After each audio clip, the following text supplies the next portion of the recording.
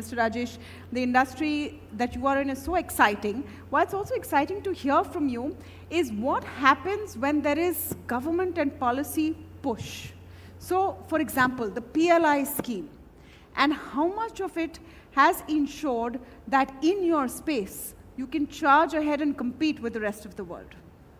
So certainly, Tamanna, first thing I'd like to say, actually instead of Viksit Bharat, we should call it Reviksit Bharat.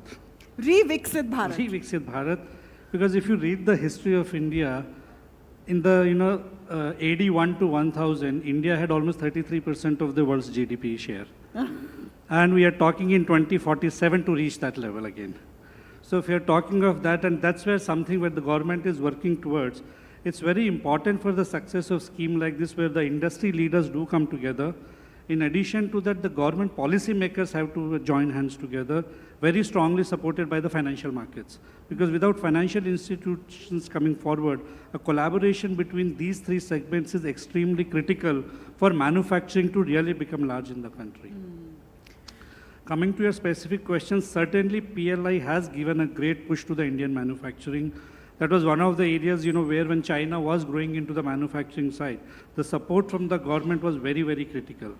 Now, if you look at the infrastructure development, where the ports, the highways, the supply chain, etc., the logistics is improving in terms of integrated supply chain, which is very, very crucial to the whole thing. And then the talent pool, which is very critical.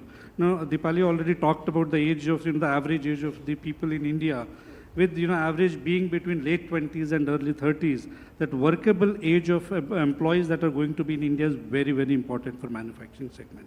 So the PLIs have certainly given a great push to the manufacturing in India, specifically in the scheme one of PLI, whether it was IT, whether it was telecom, has been a great opportunity for companies like Kaynes and the other electronics manufacturing company to gain the advantage of that and make better offerings at competitive price to its customers.